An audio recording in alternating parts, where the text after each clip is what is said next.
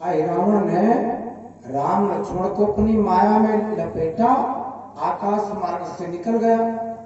अब जब सवेरा हुआ और सवेरे हनुमान जी महाराज जी से पूछा गया तो हनुमान जी बोले हमने विभीषण के अलावा किसी को आने नहीं दिया। तो विभीषण जी ने अपना नाम जब सुना तो समझ गए कि कोई मायावी असुर की चोरी का कार्य, ये कोई लंका वाले का काम। तो हनुमान जी पता लगाने के लिए चले।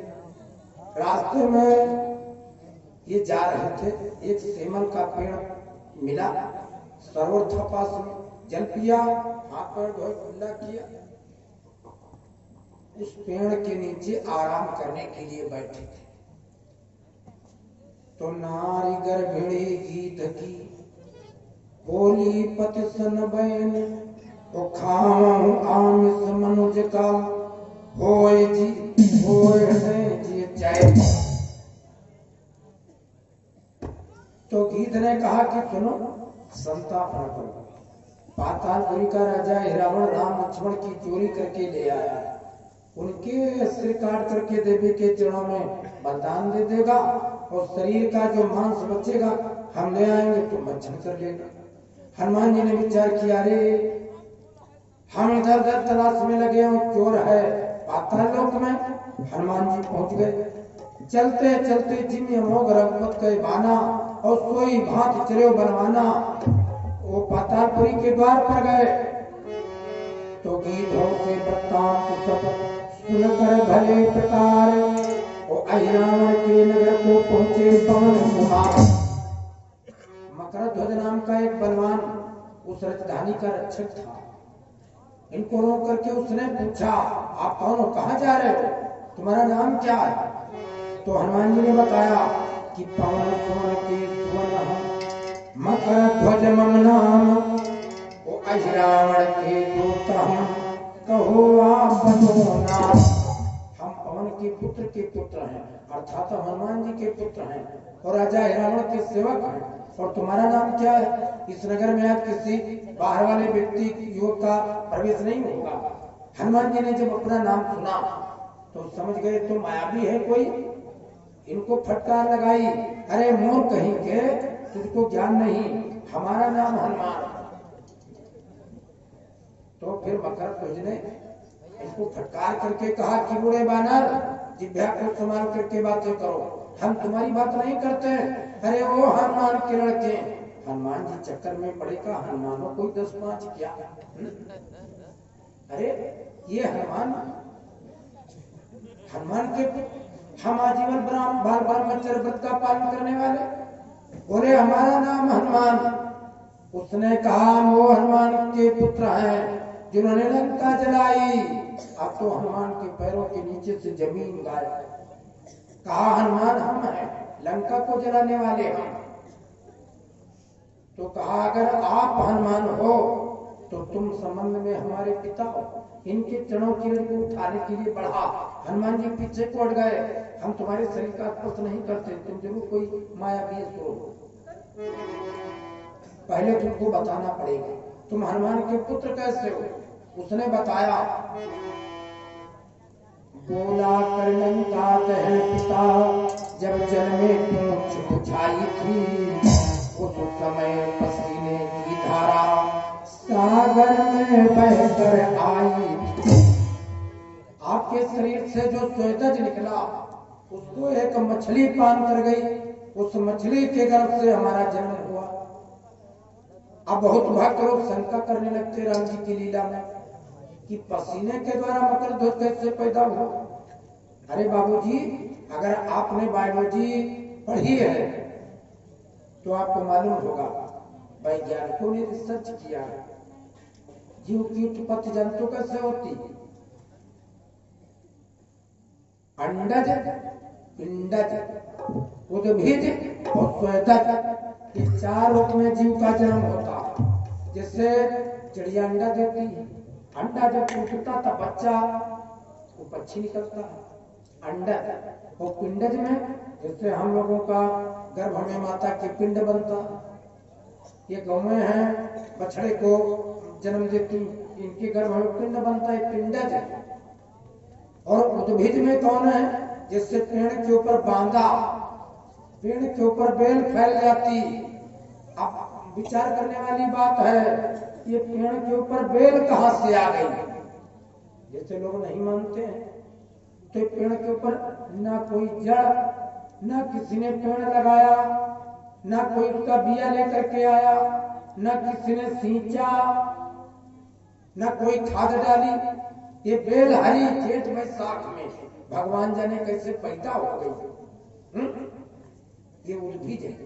और स्वेदज में जानते हो, शंका मत करना, ये जैसे महिलाएं हैं, माताएं बहनें, इनकी खोपड़ी में जुआ पड़ जाती है, छोटी छोटी लीखें पड़ जाती है।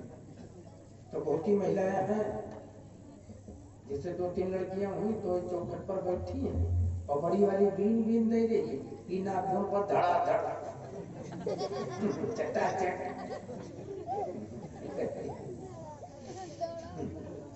इनको मारना पीटना नहीं चाहिए, क्योंकि लड़के बच्चे भी, ये जुआ जितने सब लड़कियां हैं और जितनी लीखें पड़ी ये सब बेटियां।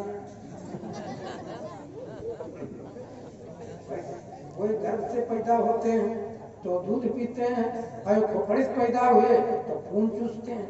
लड़के बच्चे जिन्होंने मारा पीटा न कर, खोपड़ी फंस रखा, जैसे खटमल पड़ जाते हैं चारपाई में।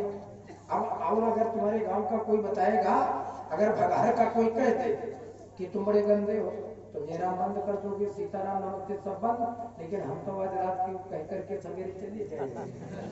हमारे ऊपर कोई दबाव है नहीं, तो हम तो कहेंगे जरूर।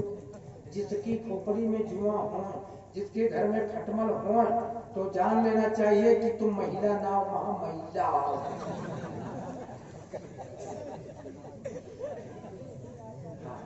ये खोपड़ी में ये जो जुआ है गंदगी से पैदा होते हैं। गंदे घर में जब तखत है, चारपाई है, ज्यादा गंदगी, पसीना, धूल मिट्टी इकट्ठा हुई, खटमल पैदा, गंदगी से पैदा होते, पसीने से। मकरध्वज का जन्म हुआ, हनुमान जी बाल ब्रह्मचारी, इनके शरीर का जो स्वेदज निकला उससे उसकी उत्पत्ति हुई। अब इनके पैरों की रज को लेने के लिए बढ़ा, हनुमान जी पीछे हटे, बोले बस बस बस बस, निश्चय बात विचित्र है, हंसे राम के भक्त और हुआ नहीं मैं आज तक नारी में आसक्त। हमारे भी परमात्मा ने एक पुत्र दिया, बोले अच्छा अब हमारा काम सिद्ध हो जाएगा। अरे आप हमारे पुत्र मिल गए यहाँ द्वार पर, अब हमको जाने में सुविधा, कोई कठिनाई नहीं। कहा पिताजी सब बात तो ठीक है, लेकिन अंदर जाना मना, अंदर नहीं जाने देंगे। बोले अपने पिता की बात नहीं मानोगे? मकरध्वज कहने लगा पिताजी आपके केवल हम पुत्र हैं संबंध में, जिस राजा का अन्न खा करके, नमक खा करके हम पले बढ़े हैं, उस राजा के साथ क्या हम दगा कर जाएं? क्या हम कपट करें? कपट नहीं करेंगे। जो लोग किसी का कुछ खाते पीते हैं तो दगा नहीं करते, क्योंकि कहा गया है दगा किसी का सगा नहीं है, वो न मानो तो कर देखो, वो जिस भाई ने दगा किया हो जाकर उसका भाई ने किया बुरा हो।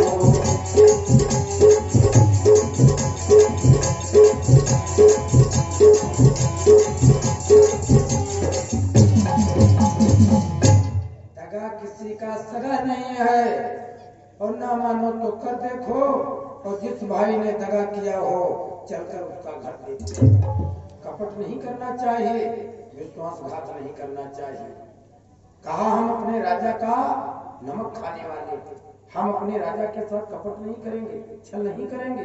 आप पिता हो, लेकिन हम आपको अंदर नहीं जाने देंगे, आप ही निर्णय करो इस समय हमारा धर्म क्या। हनुमान जी कहने लगे सुनो, कपट न करो, हम अन्याय करने की सलाह नहीं देते, अपने लड़कों को गलत सलाह मत देना।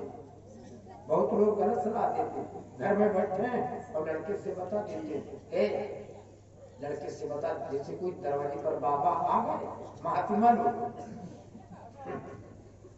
तो अच्छा, ये बाबा लोग भी इससे बाबा जी बैठे हैं, इनकी लोगों की जिंदगी भी बड़ी विचित्र है। कहीं ट्रेन में हम देखते हैं तो लोग दूसरे खिल्ली उड़ाते हैं, तुम्हारा बड़े ठाठ चल रहे हैं, टिकट घूमो। लेकिन अब इनके पास समस्या है, तुम तो ठेला पर जाकर के चाट बतासा खा सकते हो, लेकिन ये महाराज का अगर मन करता है तब भी नहीं खा सकते, बहुत व्यसन है। हाँ, और बाबा लोग करे भगवान।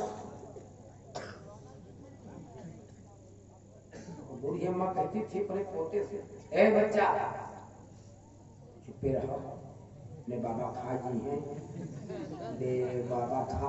बाबा कहने लगे, अरे मुनिया, हम आलू खाते बेल खाई और भोजन करते कि लड़का बच्चा खाई।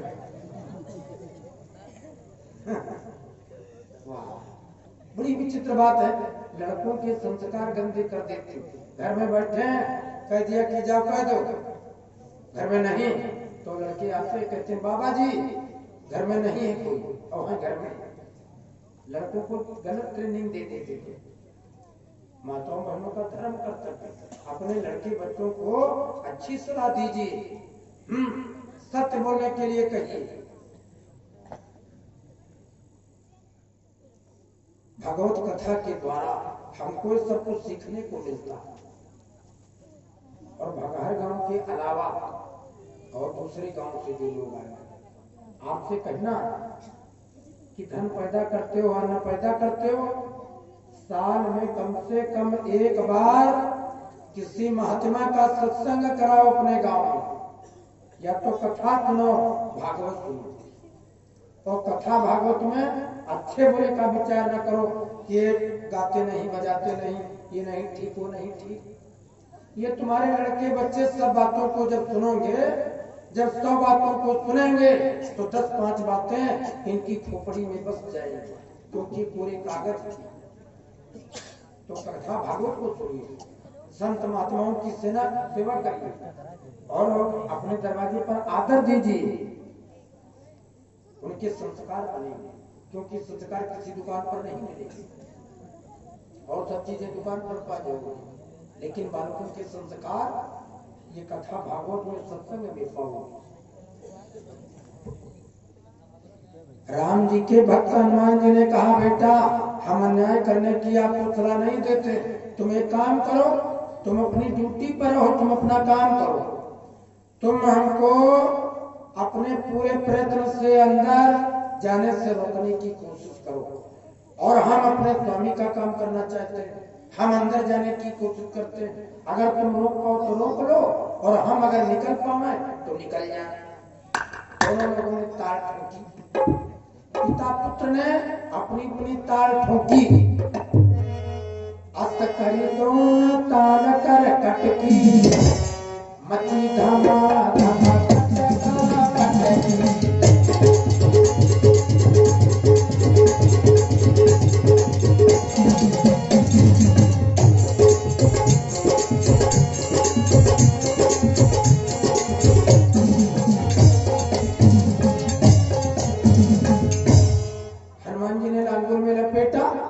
चौखट पर गिराया, उसने पैतरा बदल करके हनुमान जी को नीचे गिराया। ये कभी ये नीचे कभी वो नीचे, इस गांव पेच में घंटे का समय बीता, ना तो कोई हारा ना तो कोई जीता। अंत में हनुमान जी ने भगवान का स्मरण किया, अपनी लांगुल में उसको लपेटा और फाटक पर गिराया, और उसी के खंभे से गांठ लगाई, बोले पड़े रहो, आप पड़े रहो, अब उठने की कोशिश मत करना। अब तुमने अपना बल लगा लिया, पूरा हार करके हनुमान जी अंदर गए, और वहां बड़ा विचित्र नजारा, देवी के मठ में बड़ा इंतजाम, गेंदा गुलाब कनैल कामनी गुलसबो गुड़हल दाऊदी दुपहरिया मालवा केतकी गुलहजारा गुलाबा बेला हवेली पंचुतिया और श्री दाऊदी दुपहरिया चंपा चमेली कचनार गुलाब गुलपारी रातरानी गुलसबो, न मालूम कितने रंगों वाले फूल। हनुमान जी ने अपना भेष बदला और एक फूल में प्रवेश कर गए। अब जब वो फूल देवी के ऊपर चढ़ाया गया तो देवी के ऊपर फूल में हनुमान जी प्रार्थना करने लगी मानसिक, हे मैया, आज हम बड़ी ढिठाई कर रहे हैं, हम तुम्हारे सिर पर हैं और तुम हमारी माँ हो। अगर किसी बालक से कोई अपराध होता है तो सुत अपराध करे दिन कीते और जननी के चितराई न देते और कर गए केस करे जो खाता और तू न हेतु तारे माता। माता का पुत्र का प्रेम बड़ा विचित्र होता। कहा तुम अपराध क्षमा करना, तो मानो देवी मैया ने प्रार्थना सुनी। अब वो देवी माता तो नीचे धस गई। अब देवी की जगह पर हनुमान जी जितना पूरी पापड़ इठौरी पिड़किया इडली भुजिया हुआ बतासा माल हुआ पापड़ जो मटीरियल आवत जाए हनुमान जी महाराज चट करते जाए। अब तो जितना मिष्ठान और पकवान पूजा पाता है देवी स्वरूप में वो देवा मुंह फाड़ फाड़ कर राक्षस विलोक किया चमत्कार समझे देवी जी प्रकट हुई और ले रही चढ़ावा हंसकर देवी मैया सन्निकट हुई। अपनों ने सोचा आज माता जी चढ़ावा हंस हंस करके ले लेंगे। आपस में वार्ता करने लगे, राम लक्ष्मण के सिरों का बलिदान पाने वाली, इसलिए ये चढ़ावा हंस हंस करके ले लेंगे। रावण से कहा महाराज अब बलिदान पूरा करो, व्यर्थ में बेर ठीक नहीं है। तो तलवार लेकर के वो आगे को बढ़ा और राम जी से लक्ष्मण जी से कहा अंतिम तुम्हारी अभिलाषा क्या है?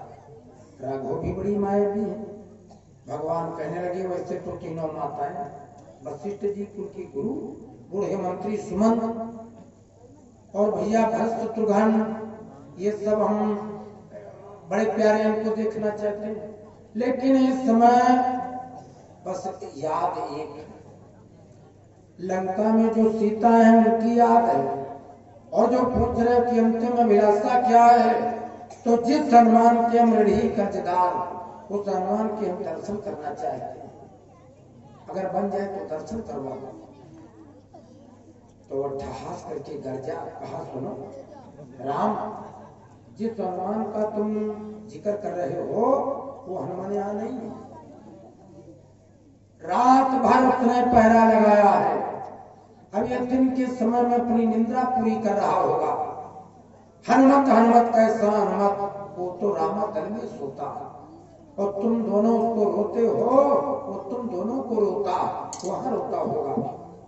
तो खाना लेकर के बढ़ा आगे को खलनाथ और तभी किसी के हाथ ने पकड़ा पीछे जैसे वार करना चाहा, बस मोती से मानो हनुमान जी प्रकट हुए और लांगूल में मकरद उसको राम राम रावण को लपेटा और उससे आगे कुंड पर गिराया और बोले अब सिद्धि दिखला माया दिखला दिखला तो ना बल।